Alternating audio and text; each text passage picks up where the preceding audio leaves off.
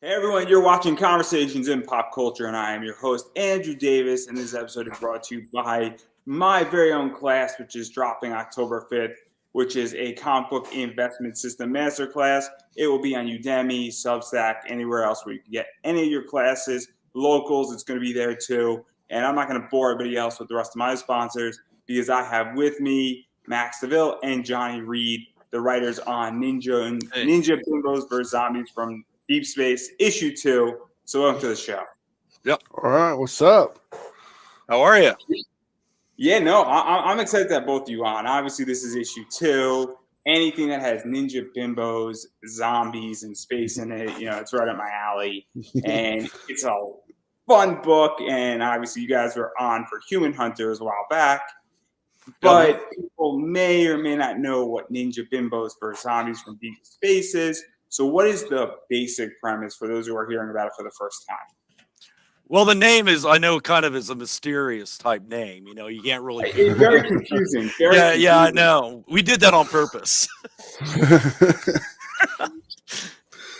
Yeah, it's a very what you see is what you get type of comic book. The name spells it out directly for everybody, and it's a B movie in a comic book is what it is. And it's fun time. It's got some silly jokes and it's got some real campy stuff to it, but it's also got some hardcore gore and sexy women. So it all works out great. Sometimes sexy women that are covered in hardcore gore. That is true. It's kind of our ode to like Trauma and all those films, you grow up on late Friday nights watching, and you're like, Rhonda Shear up all night. Oh, and good old Godfrey. Yeah. Oh God, Gilbert Godfrey. So let's even talk about this, because this is the thing that I think is somewhat lacking in comics, is that people don't do B movies. And I remember in college, I used to love watching B movies. You get hammered. Friday night, you chill out, and you're not looking for the B movie to be, winning an Oscar, but you're looking for it to have a good time. And I feel like that's something that's lacking in comics, because everybody's trying to write the next, Sandman, or they're trying to write the next Umbrella Chronicles, or whatever else it is, or Academy. And they want to write whatever's going to get them on Netflix. Yeah, because what is this like? Because to me, when I pick up a comic book, my life is chaotic, my life is stressful, and I want to relax. So what is this like to sort of deliver that? Because I think a bunch of people want that, and I think that's what the two of you hit really well. Well, it's pretty fun, actually, because me and Johnnie sit down together and we write. And when we write, we finish each other's sentences and we finish each other's thoughts.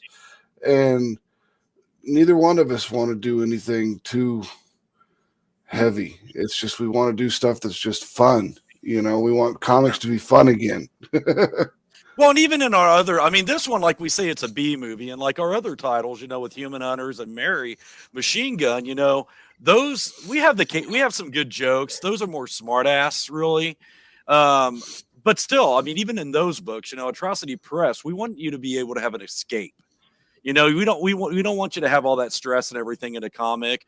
I love Grant Morrison, but I don't want a encyclopedia next to me to try to read a comic book, I want to just have some fun and escape for a bit. And it's kind of great because, like, for this one, I still, to this day, vividly remember Max calling me up. He goes, dude, I got this idea. And he gives me the name, right? And I just start laughing my ass off. I'm like, wait, you're effing serious? This is what you want to do? And he's like, yeah. And for those that don't know, and those that don't know me, my background, and actually part of the reason I kind of met Max was I was working for a movie company doing horror B movies. Yep. So I was doing a lot of these movies that you can go stream now on wherever.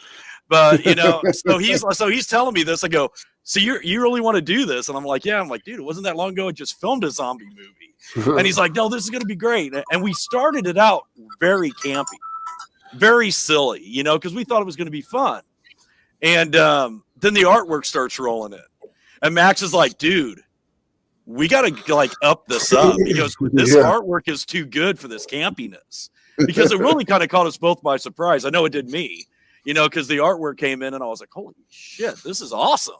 Yeah, I was expecting. I mean, I was expecting the art to be good, but I was expecting it to be more silly. Yeah, and it wasn't. I mean, and we're like, okay, so we dove back in. Let's change this. Let's change that. And I mean, and for us, honestly, I mean, I know a lot of writers get a little crazy, but I'm not even joking. It was like 3 hours and we had it rewritten. You know what I mean? And that's just how we work.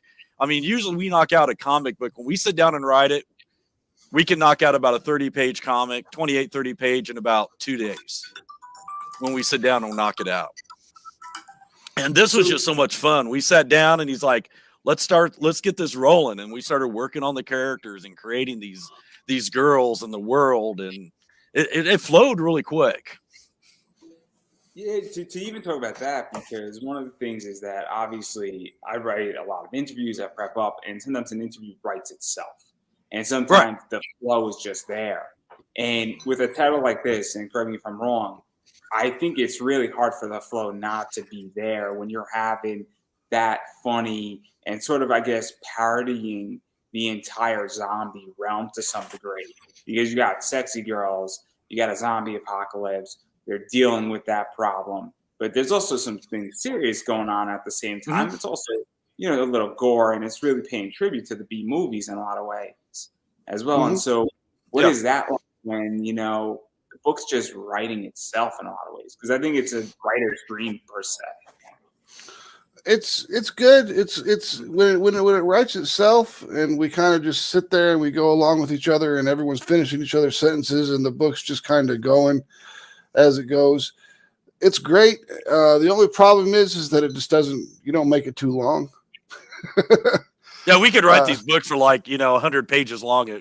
Max has always got to be like, dude, it's a comic, not a novel, because I get excited and I want to get going with it. And kind of like what you said, writing yourself, I can tell you the thing that really, I don't know about you, Max, but for me is once we establish the character, the personalities of these girls, mm-hmm. That's when it just really started flowing, because we sat down and we're like, Leah's going to be our basically typical blonde bimbo. Yeah, Donna's going to be, Donna's I'm going through medical school and I can pay it off by stripping, because you have that, you have those girls that are book smart, but they know where the money is. Yep. And then once we establish the dynamics of these girls, to this day, we could probably sit down right now and probably do about a couple chapters like it's nothing, because there's just so much to tell and so much to write. Yeah, to even dive into that a little bit, because that's one of the things that I also feel, just in my opinion, is somewhat lacking in comics, is that a lot of people, I feel, don't have a good idea who their characters are until issues 2 and possibly even issues 3. And I think that's something that is a big issue, where if you come out with a first issue, because I've experienced this with about 5 books this year on the indie scene, where they haven't really developed their characters. Mm-hmm. And I get the character is a bitch, but I don't know anything beyond that. And I feel like we have a pretty good idea who these 5 girls are, maybe 4. Spoiler alert! Sorry, everybody. The first one's out. Yeah. First book's been out for a while. One of them had to go. I'm right. Sorry. It's like Herschel from The Walking Dead. Granted. She had to go. It was just the way it was going to work. But what is that like to really have that as a Bible and have these characters well established and going into it? Because I think that's sort of the secret to me of really producing a good book right now. Well, that's one of the things that me and Johnnie do when we're making up the characters, is we create character sheets, like D&D character sheets for these characters. And that way we kind of know, okay, this girl's faster than the other girls, and this girl's stronger than the other girls, this girl's smarter than the other girls. This character's smarter than the other characters. It doesn't matter if it's girls. We just do a lot of female characters in Atrocity Press books. But even in Human Hunters, we did that a lot. We created all the male characters. And it's actually in D&D sheet. Blue eyes, blonde hair, what kind of scars do they have? What's their background? And we really, we kind of like create these characters before we even start writing them. So when we sit down to write, they're already in our heads rolling. Mm-hmm. I mean, there's a lot of times we'll start to type something and we'll be like, yeah, she wouldn't say that. And we'll be like, yeah, you're right. And then, or, you know, and then I'll say something and Max is like, dude, would Donna say that? I'll be like, no, you're right. You know, because we really try to, I hate to say it, put ourselves in, you know, the stripper shoes. So It's something you definitely don't want to see, but yeah, that but we do. We try to be fair to those characters. Because it's really interesting because that's something that's also fascinating is that this book doesn't shy away from the exotic elements, and you are putting yourselves in those stripper shoes. And obviously, I think everybody's had some experience, whether it's seeing it on film or being in a strip club, and there's elements of that in there, and even getting that right, and even how they're going to act and why they're all there as well. And it also has a sense of bad girl art to it. And the other thing it has going on is sort of a 90s, you know, Top Cow vibe to it as well. And so what is that? I think that's something that it's lacking in comics right now. And Top Cow was really good with Witchblade and a few other things. And this is kind of in that vein, per se. It's not in the vein of Zenoscope, in my opinion. It's more in the vein of Top Cow.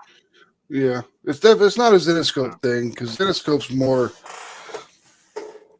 I don't know. They're most Zenoscope books. Yeah, great covers. Zenoscope stuff that I've read has mostly been like the fairy tales books. I read a bunch of those, but that's about most of the Zenoscope stuff that I've read is mostly just the fairy tales, Grimm's fairy tales or whatever. But yeah, this is more Top Cow for sure. Yeah, yeah, and we wanted it to be that way. You know, I mean, there's some nudity in the book. There's nudity in Zenoscope stuff too, but there's nudity in the book, and we placed the nudity as a storytelling device. You know, it's not just we don't just throw them out there for no reason. It's like if there's a reason, there has to be a reason for the nudity. And like they were in the strip club, so there was a couple girls that had their shirts off, you know. But ever since then, there hasn't been any nudity in the book because all the girls are in their underpants. Well, and it makes sense. They're running for their lives. There's not time to change. Exactly. There's not time to all of a sudden, here's my superhero costume.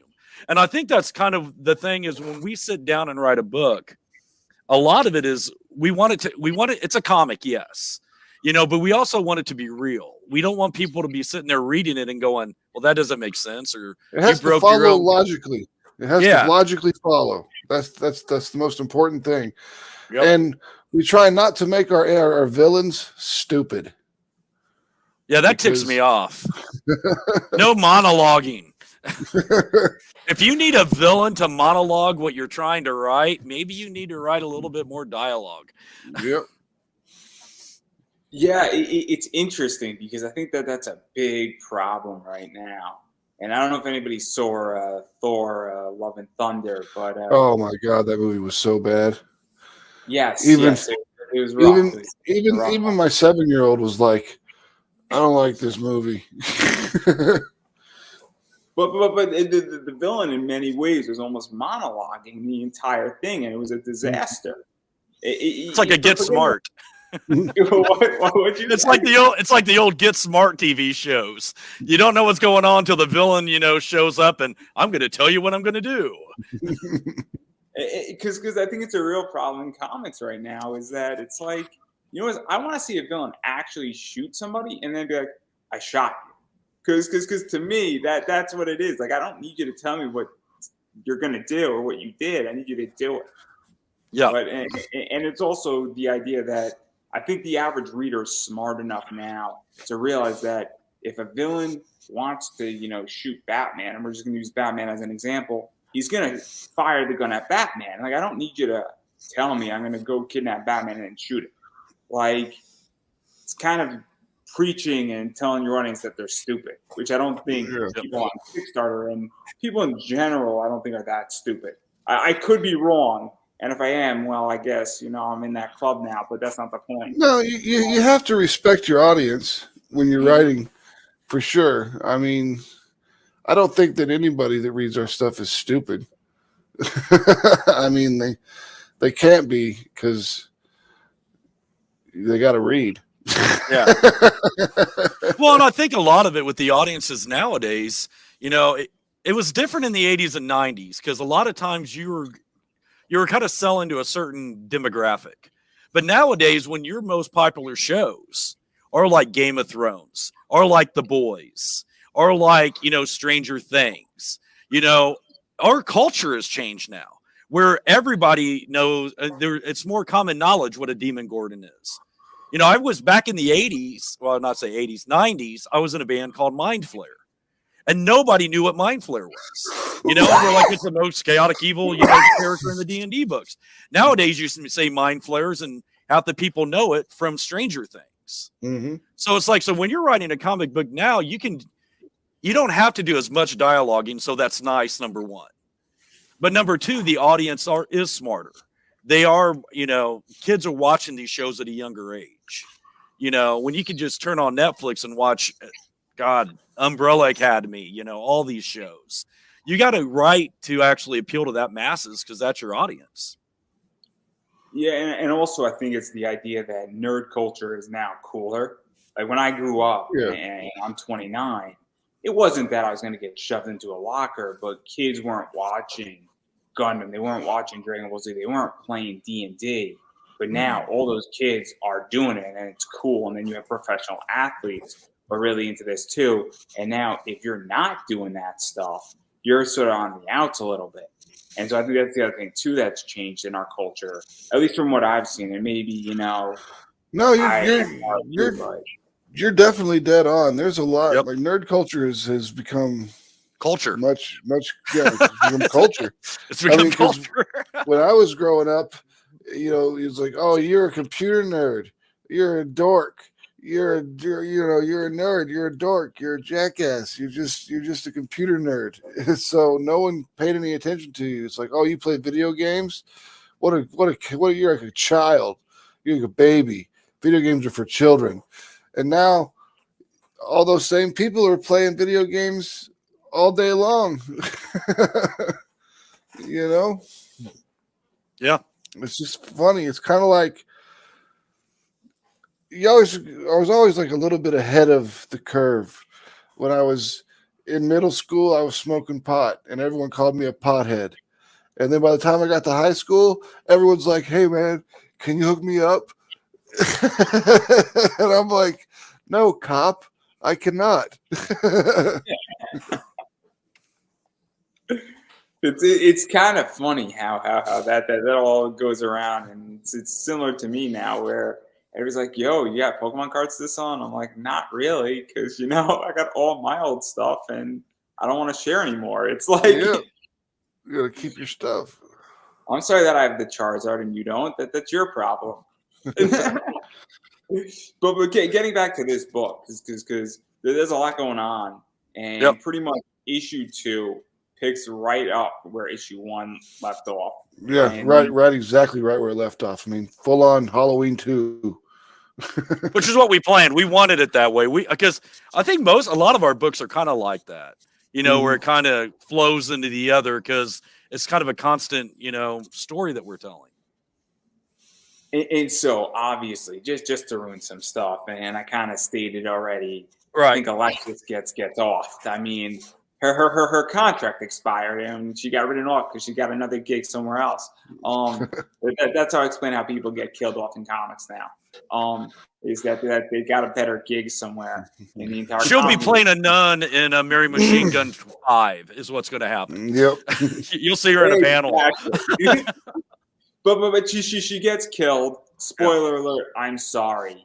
You're going to have to deal with that, everybody. And if that doesn't back this book, she looks pretty freaking hot as a zombie, I gotta say. But yeah, that's what we when we wrote it. It was like, she's a zombie, but she's super hot. Yeah.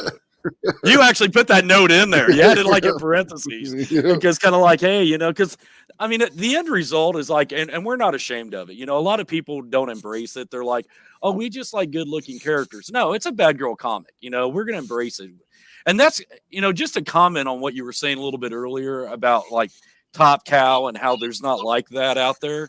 I think the thing that, once again, correct me if I'm wrong, Max, that drove you to start this in the first place, because Max started Atrocity Press and he started with Mary Machine Gun, was he wanted a comic that he couldn't buy on the shelves. That's right. You know, he couldn't buy it. You know, and for me, you know, when we started talking, he's like, do you have any ideas? I go, yeah, I got all kinds of ideas. And I go, and our ideas are for comics that, one, we can't find because, you know, they're original ideas. And a lot of them is, like you said, they're somewhat like Tom Cow, but I mean, I own a comic shop, and it's like every month I pick up a previews. It's almost like I feel chest falling because there's no Top Cow section anymore.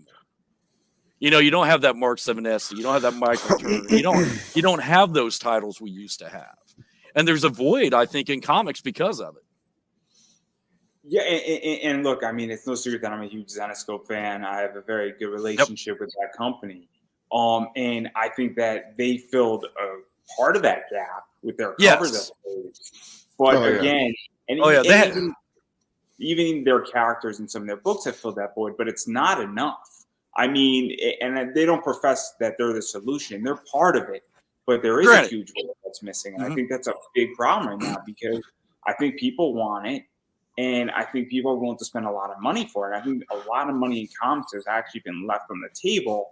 But the problem here that I think that you guys sort of solved to some degree is you're producing a good bad girl comic with what you get. I'm going to get the covers in a second here, but you're getting what's on the cover in the book. And I think that's something that's sort of not happening also in comics right now is people say, hey, I'm doing a bad girl book, but I'm not delivering.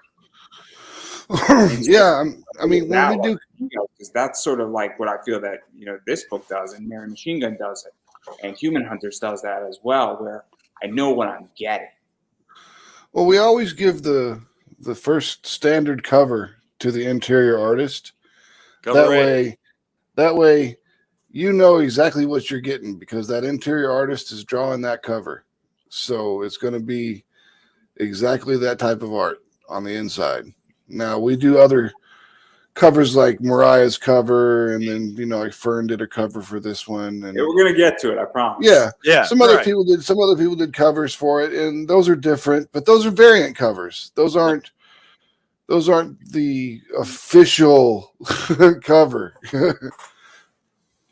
but even what I was going for and what I was getting at is that I feel like you're delivering what a Top Cow book was back in the day. Thank you for that. And that's the idea that I think people are like, oh, this is what it looks like, where we're getting girls that aren't scared to get rough and tough per se, but also there are real consequences, but they're also not, I guess soft is the word. Like I don't know how to describe it. I don't want to make. We don't like making weak characters. I mean, all of our characters are badass. Don't get us wrong. Yeah. I mean, all the girls, they're super good, and then all the Human Hunters are good. Mary Machine Gun, she's badass. Charlotte's badass. Yep, Charlotte's a bad guy. Hey, I'm just trying to say this and get my point across in the least offensive way possible. Oh no, and you know what? That's what's sad. You have to do that nowadays. You got to be careful. Look, I didn't even start my new job yet, everybody. So clearly, I really need to be careful, right? Because I'll get fired before I even start. So I really need to be careful. It's like on Friday. How you get fired on your day off? Facebook. I put the wrong post out on Facebook. Said I was stealing some boxes. Yeah, I really think and then there's other stuff that's going on with it too, because I mean, obviously they lose, their friend, and she gets turned into a hot zombie, and they don't really have time to, I guess, mourn her death. And I think they somewhat eliminate her per se, and they're not going to get into all that. And then it's the other four. And now they got to deal with a big threat that's coming, which is this zombie apocalypse, and a bunch of zombies are coming their way. And well, I mean, I don't know how far this issue goes into dealing with that thing and the horde that's coming, but they're going to have to fight their way out or fight the entire herd, or something's going to happen. There's a lot of fighting in this book. Yeah, especially at the end. Yep. They're moving. They're trying to make their way across the city to get to one of the girls' apartments so they can have a base of operations, because that's what they think the best thing to do would be. And I think we even made a comment about they had to get some clothes. Just, just to be, just be like, hey, we need to get some clothes and some food. And a lot of stuff.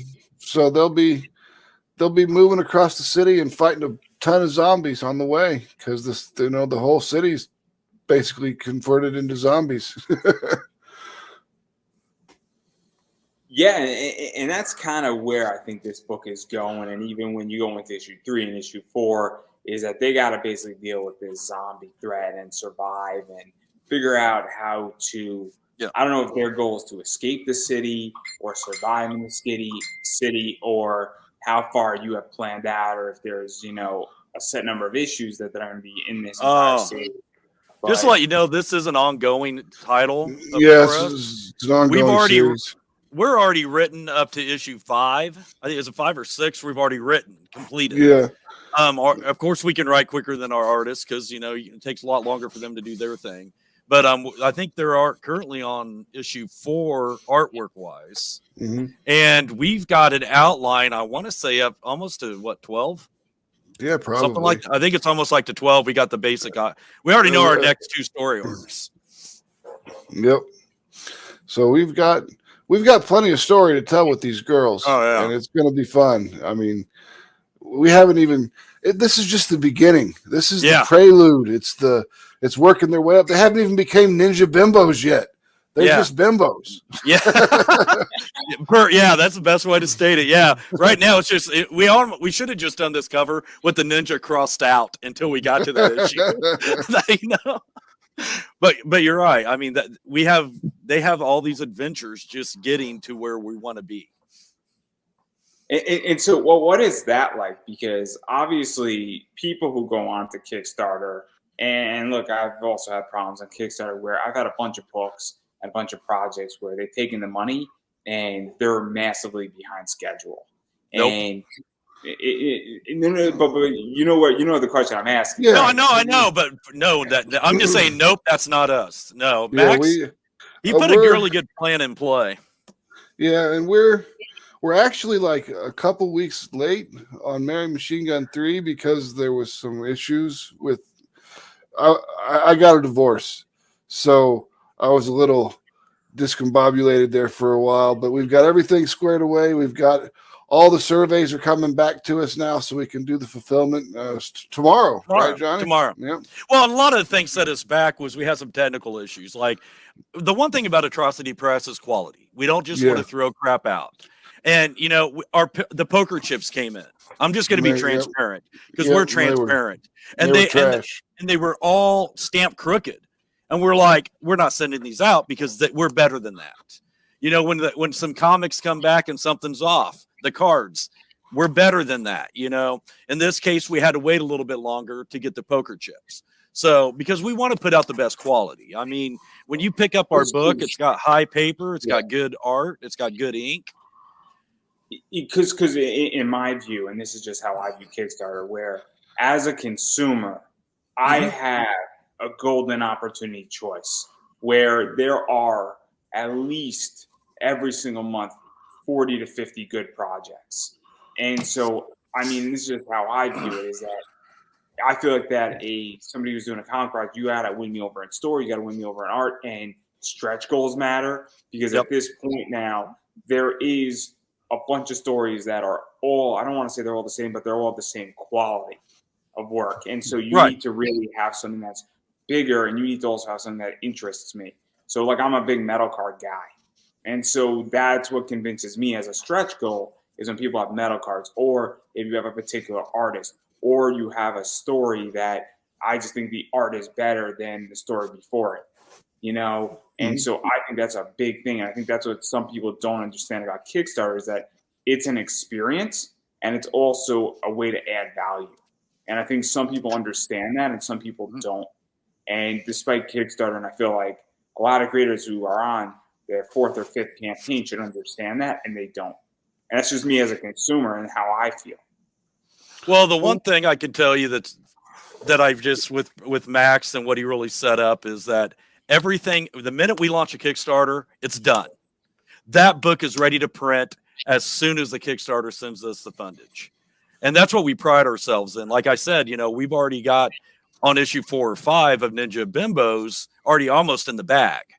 And that's like when you say, hey, I want to support Atrocity Press, we're letting you not only is the book done, but the future books are done. You're not going to have to wait for 2 years to get that second issue.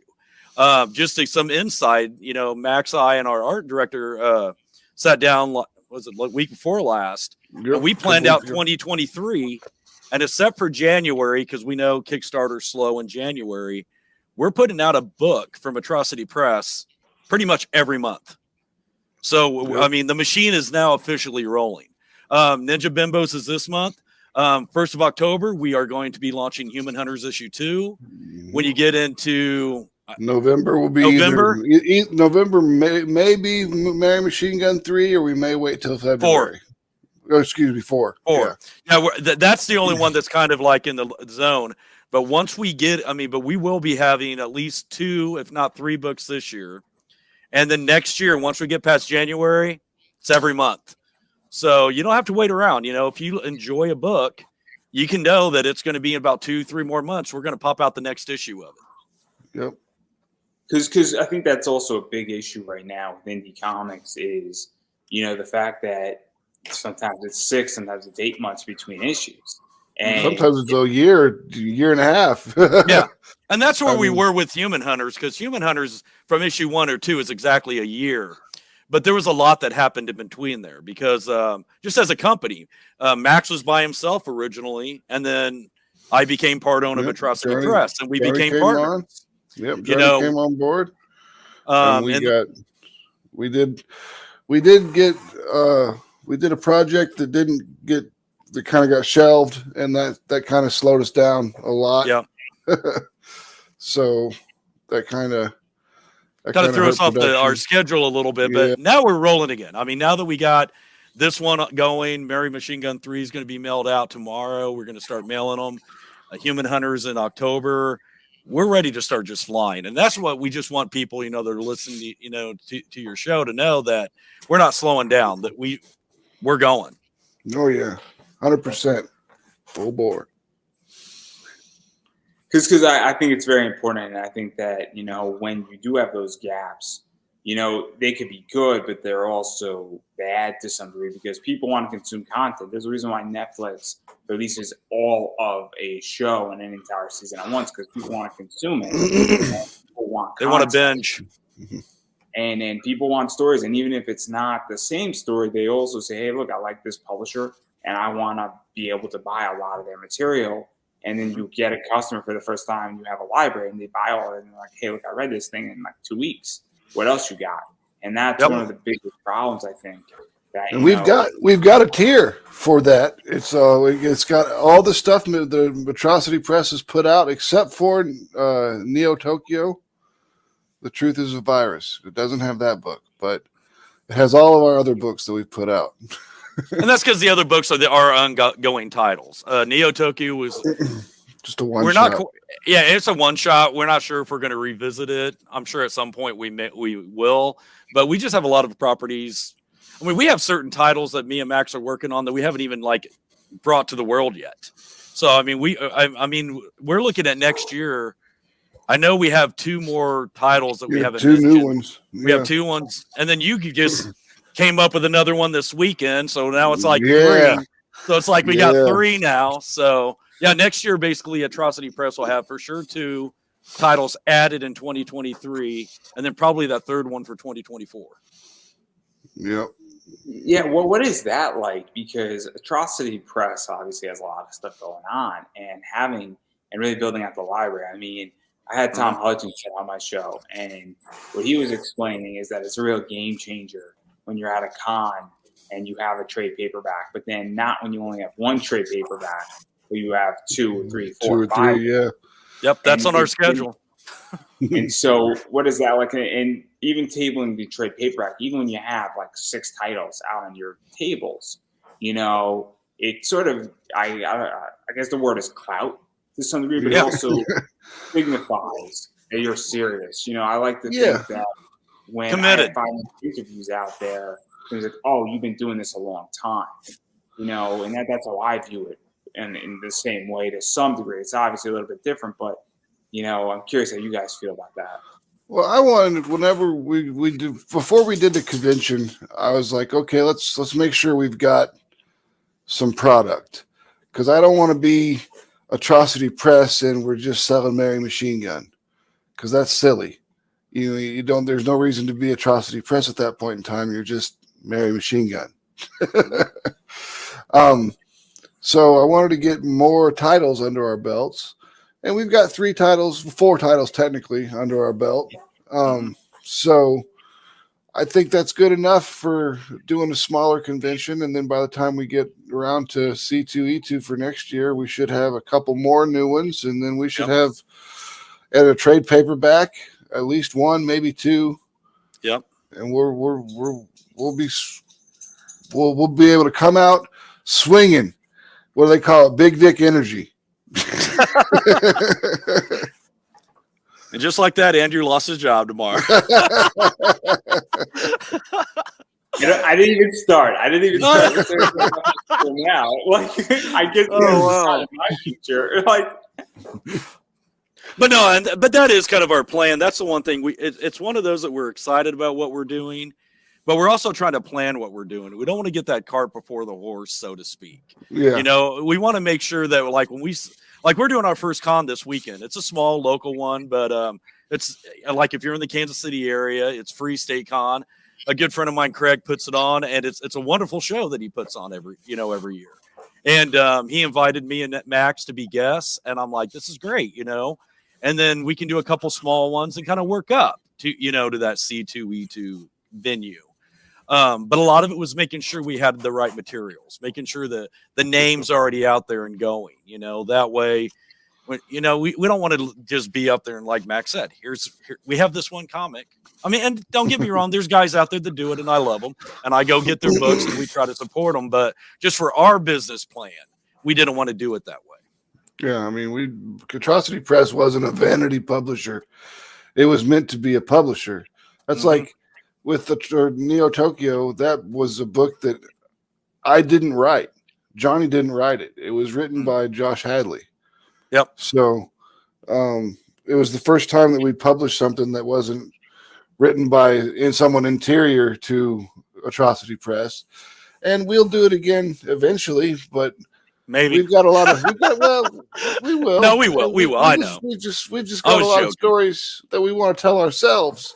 Yeah. And it's like, do I want to put the money towards my own story or do I want to put the money towards someone else's story? And it's like, I think I'll buy my own story. Well, and that says a lot, though. And I'm going to kind of sideways this here because there's a lot of writers out there. And there's all these. I mean, I own a comic shop. Everybody and their brothers are writing a comic book. Don't get me wrong. The thing that really appealed, when me and Max were talking about stuff is he and I are both 2 of those guys. If we say we're going to do something, we're going to do it. He said he was going to start Atrocity Press. He did. I said I was going to open up a comic shop. I did. But there's so many guys out there that are like, hey, I'm a comic writer. I want to write a comic. Okay, that's great. Do you have the money? Do you? Well, some of them have the script, but it's like, but do you have the money for the artists and the lettering and the colorists and the inkers? And a lot of them were like, well, no. Well, you need that. I mean, it's great to say that you can write a book, but there's also that financial commitment that a lot of people, miss because, I mean, it goes even further. It's also the idea, what's your business plan? What's your plan for you too? What's your plan for media? What's your plan for actually being a decent person in this industry? You know, what is, right. I say it, and it's somewhat funny. What is your, you know, relationships with comic shops? What is your relationships with people in all of these groups on Facebook and on Twitter and on Instagram? And I think that people have no idea what that actually looks like. And the reason why I have an idea of it is because I'm in this space as a podcaster. And while not writing a book, you know, I've had to foster and build relationships. And I think, I mean, networking is networking. Yeah. And I think it's a big issue. And I think a lot of people, and look, I mean, how many people in the indie comic industry come in and know how to make money doing this? You have an IP, and there's a million ways how to make an IP worth money and actually make you money. Yet I feel like everybody, you know, people either don't know how to do it, they don't think, they're not creative on the business side, or they're lazy. It's one of those three things. And the people who do figure it out, they figured it out and they got down and dirty. And I'm not saying you got to figure it out in the first book, but you got to come in. But you've got to have an idea. Yeah. You've got to have a concept to start with. I mean, but it's always different too. Like, business plans vary from person to person. Like Sam Quinton from 47 Furious Tales, the way he does his printing and his business is completely different from the way me and Johnnie do ours. Mm-hmm. You know, I mean, but we both use crowdfunding as a basically our main source of income on these projects, or at least to get them printed. And then after that, it's different post stuff, because Sam sells his books to stores and we sell our books directly to the consumer through the website and different things like that. Now we are starting to branch out. That's kind of what I'm starting to do now, is I'm starting to reach out to different comic shops. But see, that's like Max said, you know, I was a big curveball. Max was going to do Mary Machine Gun and some other titles, and he was great. We were talking, and he's like, "Hey, do you want to edit this book for me?" I'm like, "Sure." You know, I think it was Mary Machine Gun 2. Yep. And I gave him some notes, gave him some feedback, and he's like, "Hey, you got kind of ahead about this." And I'm like, "Yeah." And he gets like, "Do you want to sit down and maybe give me some ideas and co-write a book?" And that was Mary Machine Gun 3. And then after that, he's like, "Hey, do you want to maybe do this human? You got some ideas?" I go, "Human Hunters." And this is like where I go about the financial part. You know, I got this idea for this comic I've been bouncing around for a while. And he's like, "Well, I'd like to do it." He goes, "But I'm not going to pay for it." He goes, he's like, "We can collaborate and we'll both write it." And he goes, "But you got to have some fundage." And I'm like, "All right, how much do I got to write a check for?" And I said, and I did that, you know, and then he's like, "Hey, this is really going good." We were finishing each other's sentences, like you said. And I got to tell you, it's funny because me and Max probably only for the last year and a half really gotten close. But personally, I feel like I've known Max my whole life now. He's like my brother. Yeah. I love the guy to death. You know, I would give this guy my right arm. I would. That's just how I feel about him. He's like my brother now. And because we've clicked so quickly. And that's his jerking arm. Yeah, there you go. But I mean, if it was one of those things, to me, he comes up to me and he goes, "I want you to buy in." And I'm thinking 10, 20%. And he's like, "No, I want you to dig at 50 and we're going to share this." Which right there shows you what kind of, you know, guy Max is. This is his baby. You know, this is his child. And he's like, "I'm going to share half of it with you." So number one, I feel really touched that he trusts me. Number two, it's a big responsibility because I don't want to F it up, you know, because it's like, hey, this is his baby, you know, honor amongst thieves. I got to make sure we do well with this. and it makes us both better. And then so all of a sudden his business plan changed. He's brought on a partner. You know, he's got strengths. I got strengths and weaknesses. But together now we can do more stuff than Max did alone. Captain Planet. Yeah. Besides just fulfilling in one day. Yep. I think that's our superpower. For our last comic, we fulfilled it all in one day, packed everything up. It was awesome. It's interesting, all of this. And I know we're giving you a lot of info. I don't have a business partner, and this is my baby, and I don't know if I'm willing to give this up, but there are other things in my life that are in the works with partners, and it's very interesting when you have a partner, and especially when somebody brings something else to the table.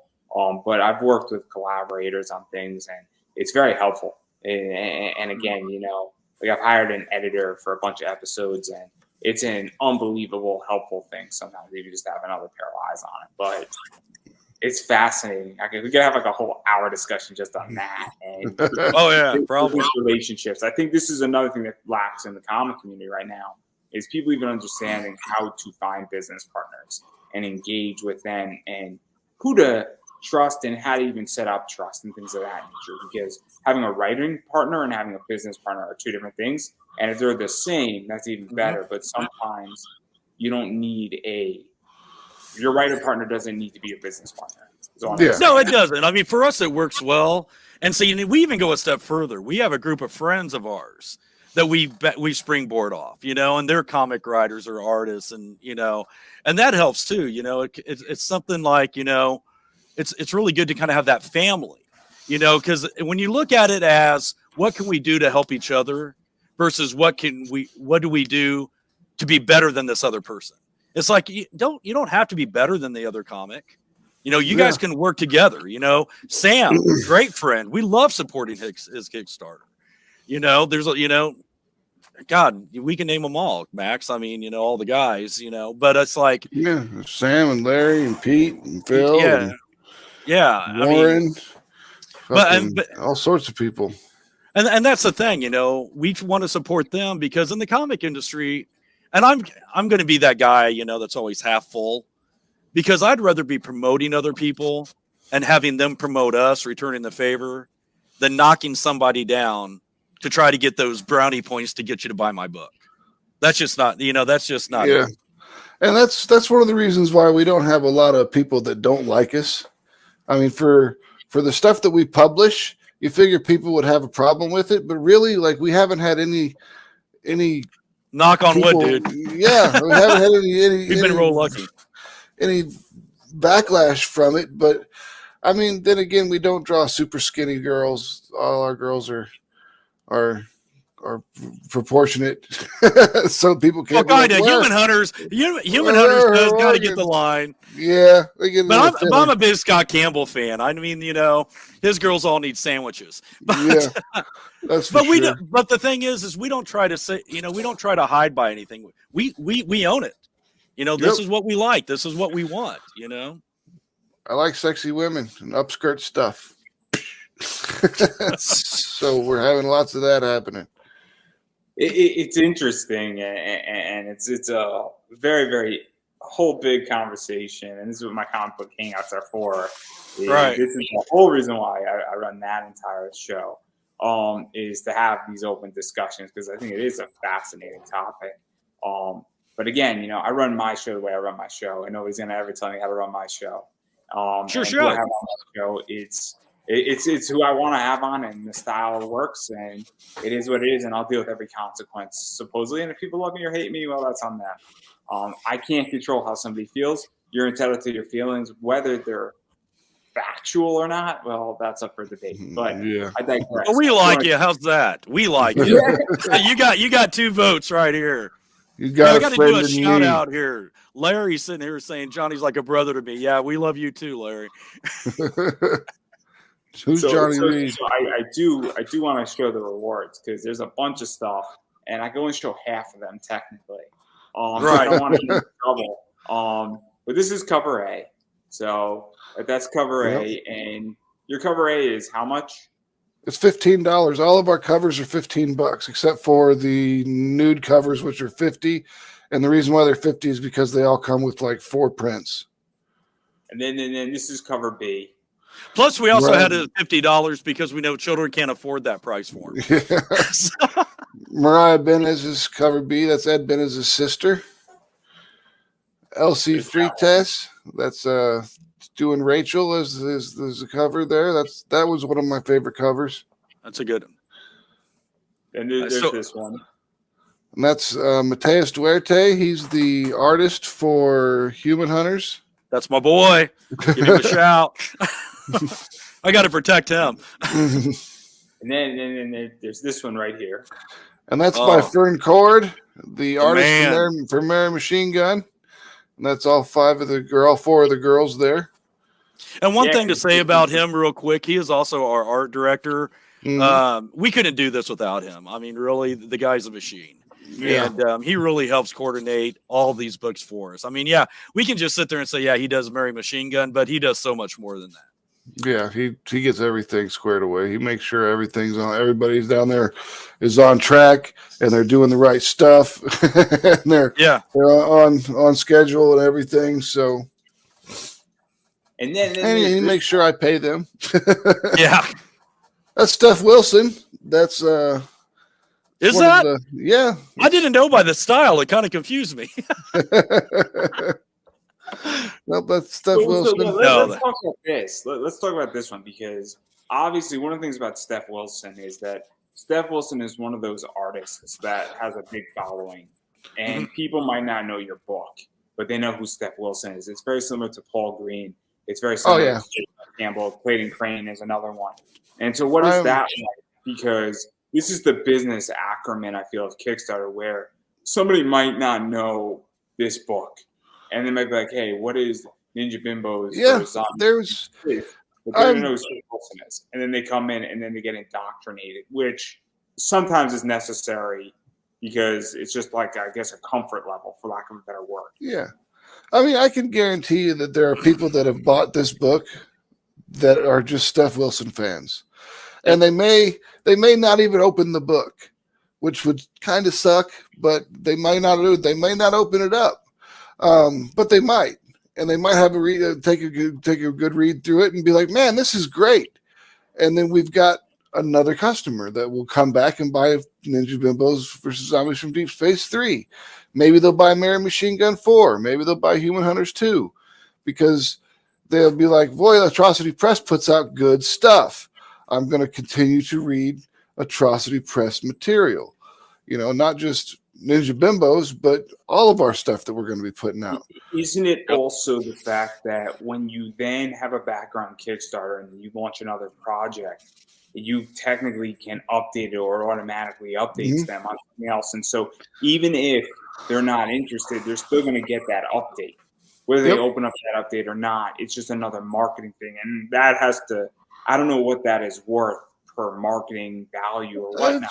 Kickstarter's pretty good about promoting the stuff on their site. They try really hard to make sure you get funded, because they don't get money unless you get funded.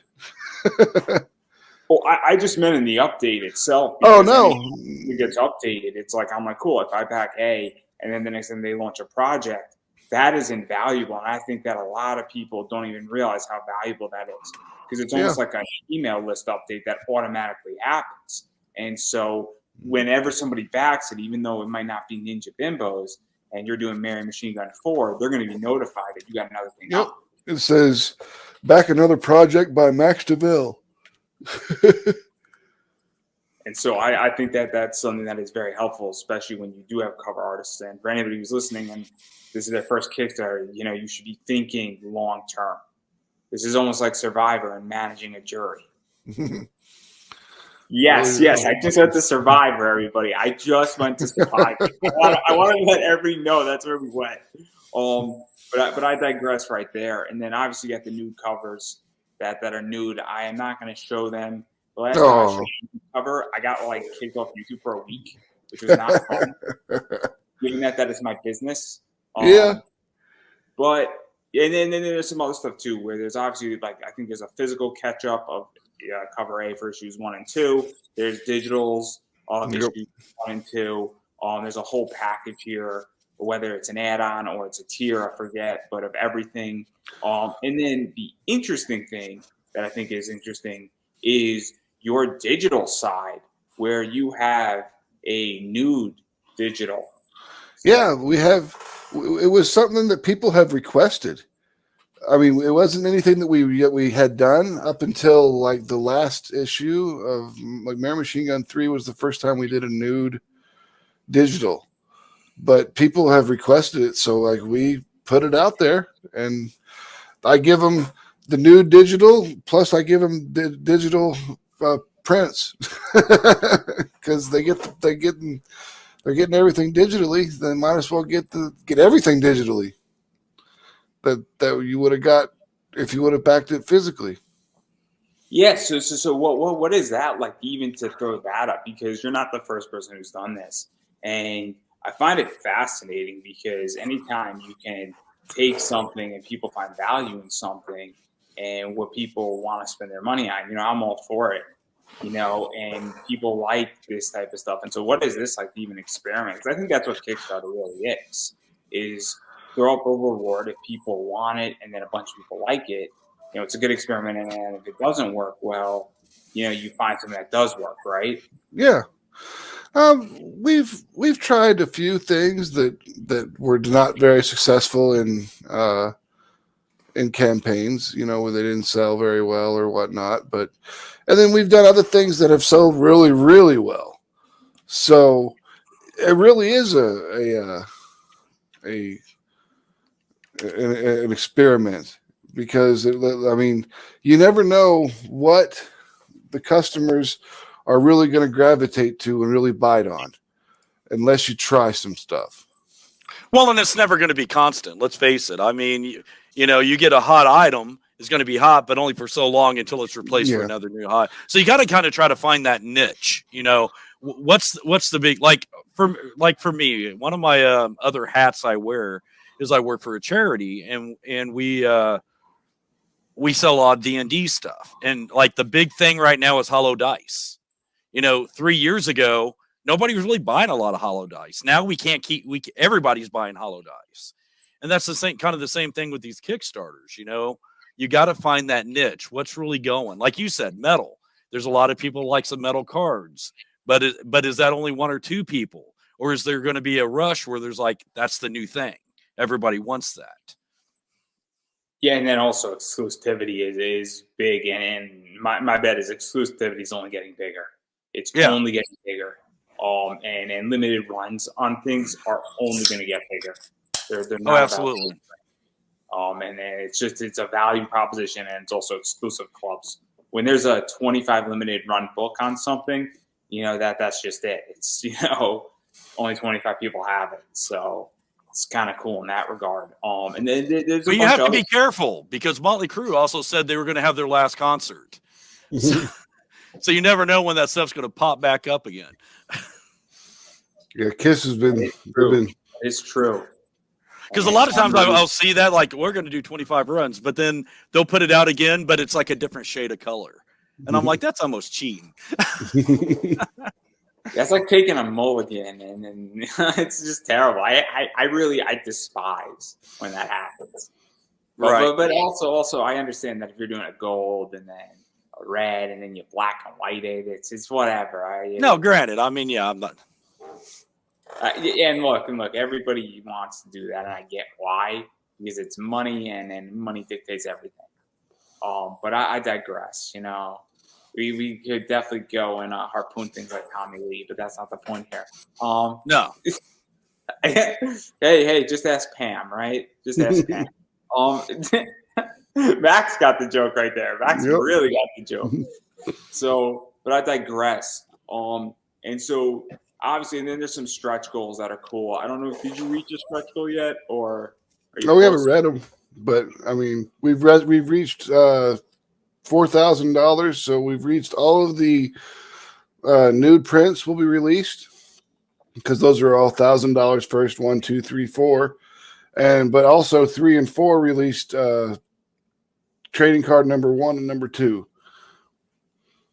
So we got the Asian trading card, and let's see what the second one is. Let me scroll down. Asian's card, and then Donna was trading card number 2. And the next card we're working on is Leah's card. Yeah. So once we hit 5,000, we'll be on Leah's card. And then there's just a bunch of stuff going on. And then I'm going to ask the question, are you going to be doing a second chance campaign on Indiegogo, or is that still up in the air? Probably not. Indiegogo hasn't been that kind to us. Yeah. So we're kind of like, why do I mean, if it's like, right? I mean, yeah. I'm asking so that for those who are watching and are fans, it might be on Indiegogo. It's not probably going to be there. So if you Yes, want, I can almost guarantee it's not going to be there. because and it's not just us. I mean, we've got a lot of different people that we network with, and a lot of them are just they're struggling with Indiegogo right now. it's a tricky platform. I mean, look at Tom with Bad Kitty on Indiegogo. Yeah. It's a rough one. It's a rough one. Yeah, I mean that Bad Kitty could have been doing $20,000-$30,000 on Kickstarter, but it's only doing $7 on Indiegogo. I mean, come on, that book needs to be doing more than $7. My view on Bad Kitty is that I think Bad Kitty could have done 25,000 very easily on Kickstarter. I don't know about 30 because it's a new property, but it's getting destroyed on Indiegogo. I mean, there's no question about that. That's the fact, and it's rough, and it would have done double, if not triple, that on Kickstarter with ease. Oh yeah, I mean, I don't understand. I don't know if it's like just how Indiegogo promotes their projects to their customers or what, because I mean, when you're doing a Kickstarter and you can go and look at your backer report or whatever, it tells you, like, your dashboard tells you where all your backers have come from, right? And like 43 of our backers for Ninja Bimbos #2 have come from the email blasts from Kickstarter. So, and then 18 of them says direct traffic, no refer information. And then 9 of them was from Comic Books Discover. 6 was from recommendations. 5 was from Facebook. So it shows you basically who's going and where it's all coming from. And a lot of it comes from Kickstarter. And I think that a lot of the Kickstarter stuff, that it comes from Kickstarter because other projects will bring people to the platform of Kickstarter, and then at the very bottom of that, when they scroll through the project, it shows the pre-project at the bottom. Those are they're very, very good at making those relevant to what you were looking at.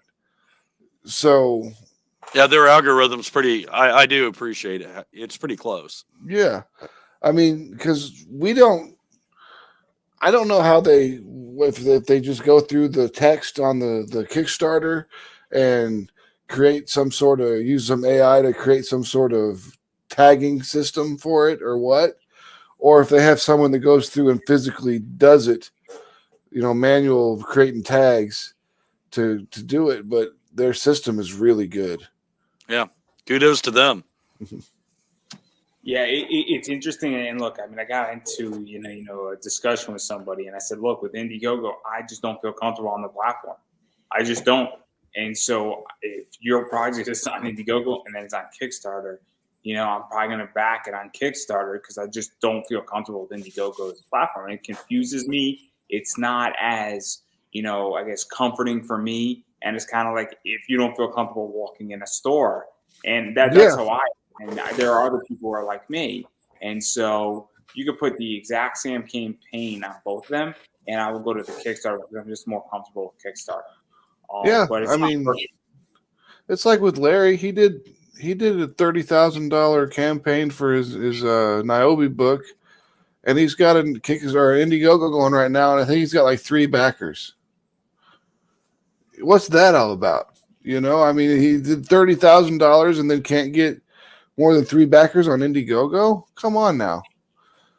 Yeah, it's an issue, and it's not just him. It's a lot of people. No, it's everybody that I know of that's going over to Indiegogo. I don't know anyone that's successful over there. I mean, I'll tell you who's successful. Mandy Summers was successful. My friend who does Shotgun Samurai was successful over there. Oh yeah, I mean, there are people that are successful, but I don't know anyone personally. I only know one person who did over 10,000 on Indiegogo. I only know one person, and the book, it sold itself. And when you have a book called Shotgun Samurai, and it's a manga of a guy who's a samurai who carries a shotgun instead of a sword, the book lends itself. It's an awesome book. And so, but I digress. But neither here nor there. That addresses my question that I was asked about what the future of crowdfunding is. Yeah. But I digress. Obviously, though, I am curious where you see, the entire industry going. To further dive into that, before I give you guys a chance to promote yourself and let Johnny get back to work. Oh, this is my day off. I'm good. Where do we see in crowdfunding or the comic book industry? Just the future of comics in general. I'm curious about, because there's a lot of stuff that's up in the air about it right now. I feel like we're kind of, I don't want to say we're at a fork, but we're at a very weird time in comics. It's definitely a crossroads, because there's a few different ways things could go.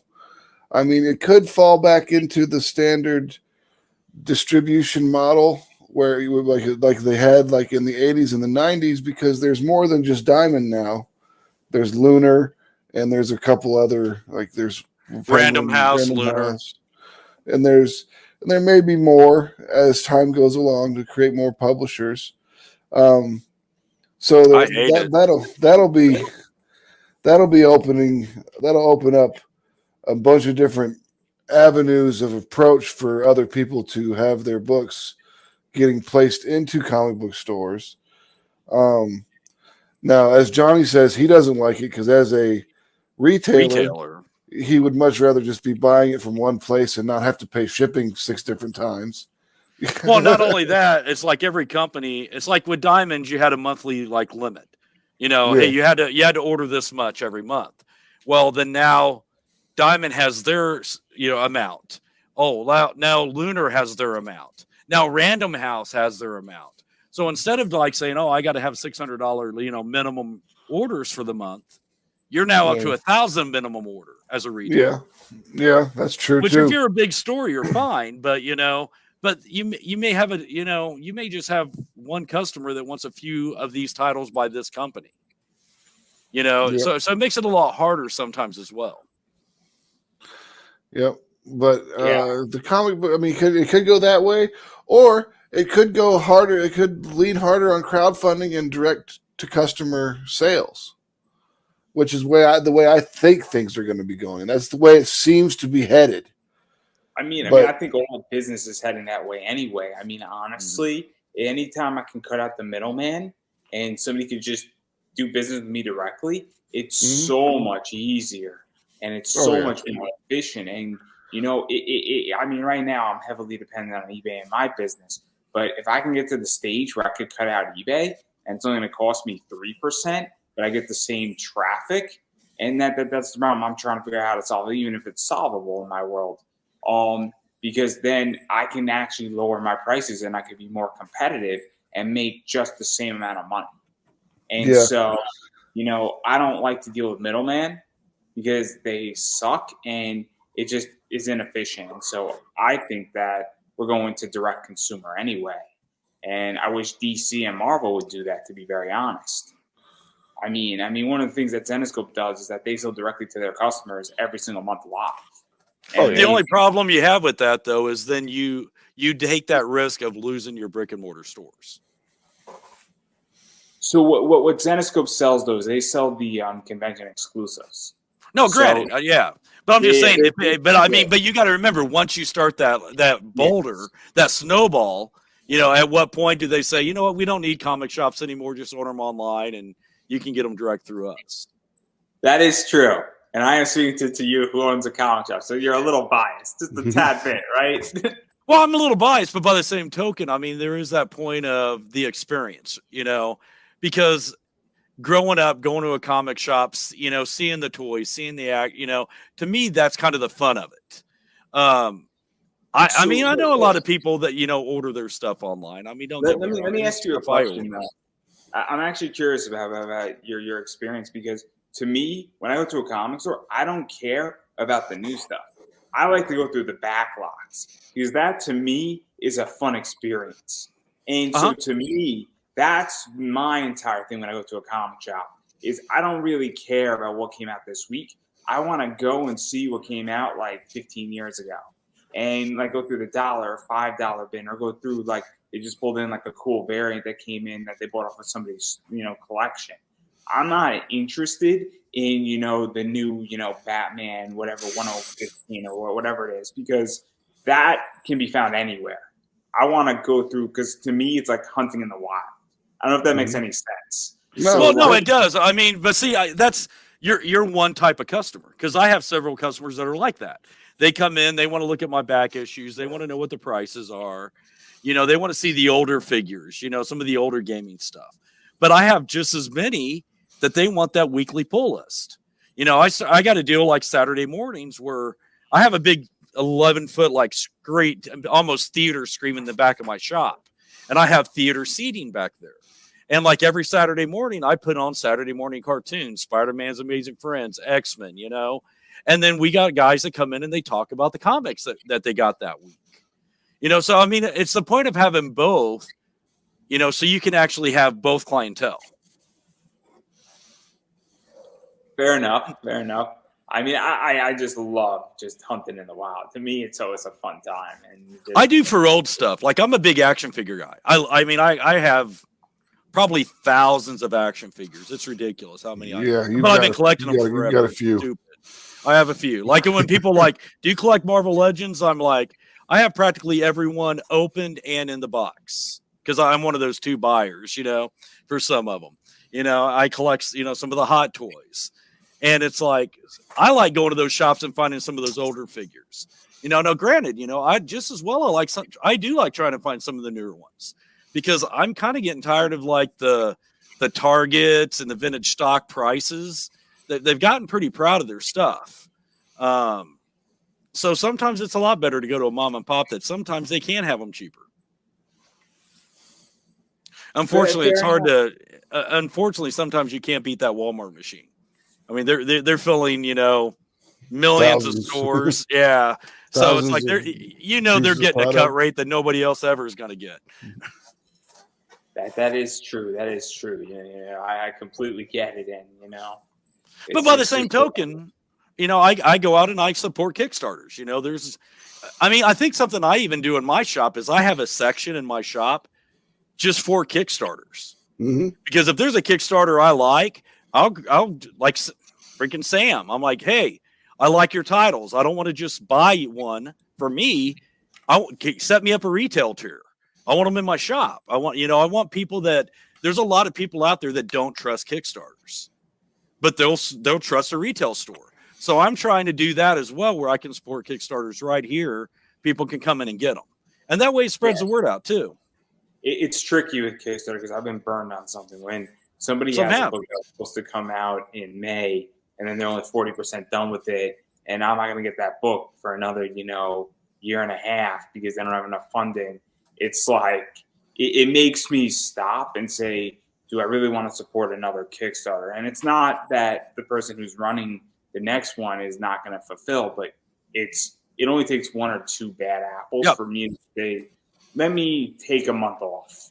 And I don't think I can be blamed for that, because it's kind of like, you don't need to be burned a bunch of times. Granted. And that's once again going back to, that's like the me and Max's worth sphere. What happens if one of our artists, sprains his hand, or, something happens and they have to take a month off? That's why God forbid something even worse happens. I mean, like with Larry, the guy had a stroke. I mean, I had a stroke. You had a stroke even. I mean, so that's why, we've said we will not put anything on Kickstarter unless it's completed. And when we've dropped that out there, that's the last thing you read. You scroll down on our Kickstarter right now, it'll say this book is 100% done, completed. The only thing we kickstart, we crowdfund the cost to print and ship it to people. Yep. And hopefully we'll make more money, that we can make our money back on the money that we cost or spent to make the book. I hope. Yeah. It'd be great to make money at this, but I got to tell you, me and Max are probably in agreement. As long as we can keep writing every month and not have to put money out of our pocket, I would be fine with it. Yep. I mean, granted, we all want to make money at what we're doing. It's a business, but there's a concept that you have one seed round, and then you hope that it's self-sufficient, so you don't need another seed round. Mm-hmm. Yeah, it is the way exactly. I think Kickstarter should work. If I ever do something on Kickstarter, that's the goal. Where When you do revolving Kickstarters like this, yes, that's definitely the goal. I mean, if you're gonna just do like a huge project like solar freaking roadways, then you just want someone to buy into your stupid idea that doesn't work and spend millions of dollars on it. It was one time, Max. It was one time. Dude, you do? Do this. I had to do it because they came with that chamois for my car. Well, not that I don't have a job again. Clearly, once they see this, I'll probably get a raise. Is what's going to happen. But anyhow, all jokes aside, I do want to give both of you a chance to promote, obviously, this book, Ninja Bimbos, for Zombies from Deep Space, as well as Atrocity Press, and Johnnie, what's your store? And I don't know who wants to go first in promoting what they got. Where can you guys be found? All that fun stuff. Anything that's relevant, I guess, or not relevant. So be it. Ninja Bimbos versus Zombies from Deep Space, issue number 2, is currently on Kickstarter. If you like zombie movies, B-flicks, hot women, and gore, this is for you. This is definitely for you. And a mix of comedy and drama. I mean, it's got a good balance. It's got a good mix. Yeah, I mean, that's what I said. I'm biased, but it's a B movie. Yeah, some of the stuff that's funny may not be intentionally be funny, but it just is. It is. But yeah, if you like all that type of stuff, you're definitely going to want to jump in on this one because it's got it all. I mean, and the art is just fantastic. It's not just like half-assed drawn shit. It's really high quality, professionally drawn and colored art. It's 100% balls to the wall, super fantastic, and you're going to love it. And just one thing to say to that, to comment, we are very particular about our art because I will tell you, it's got a 3-step approval process. Because our art director has to approve it, Max has to approve it, and I have to approve it. I mean, and that's the same with our writing. Once we're done with the script, we step away from it for like a month, and then we go back again, and then we go back again, and then we have certain people we trust to proofread it because we want it to be the best product there is. Yep. So, I mean, I can't tell you how many times we're like, hey, can you just add a little thing to the background? Or, hey, you know what? I just noticed she was holding her sword in the wrong hand. Because we're very conscious of when people are giving me their $15, we want them to receive the best thing they can get and the best experience in a comic book. Oh yeah, for sure. I mean, we want them to have a good experience. That way they want to come back and have another good experience. Yes. We want to provide them with that good experience. Yep.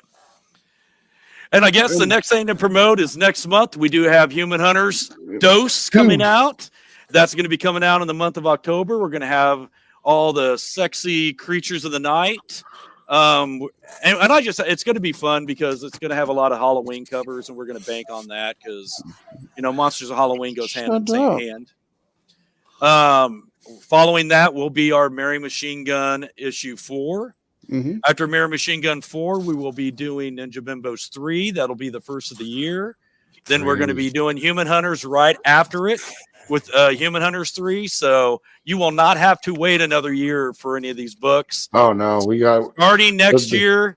It's just going to be one right after the other. The machine is firing on all cylinders now. So we're excited. I mean, and I know we've said it a few times, but just for us to get to this point, it excites us. Because we know that's what people want. We know what the fandom, they want to be able to, like you said, every month I want a new book from Atrocity Press. I don't want to wait 6 months. Well, we're finally at that point. It took us a bit to get here, and but we're there, and we're happy about it. All right. Well, my dog is crying at me, so I'm going to have to take off and take him outside.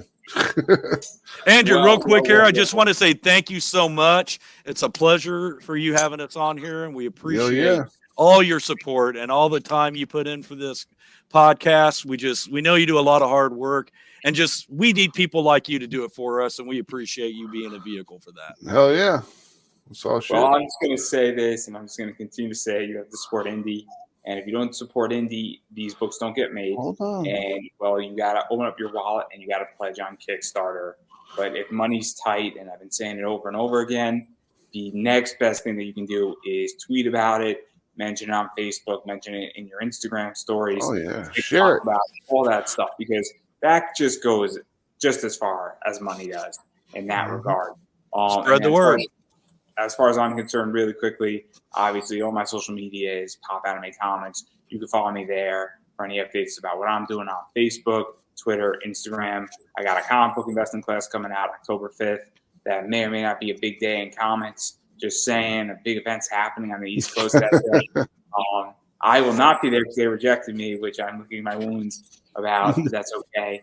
And so you can check me out there. And on that note, everybody, I believe that is a wrap. Farewell and goodbye.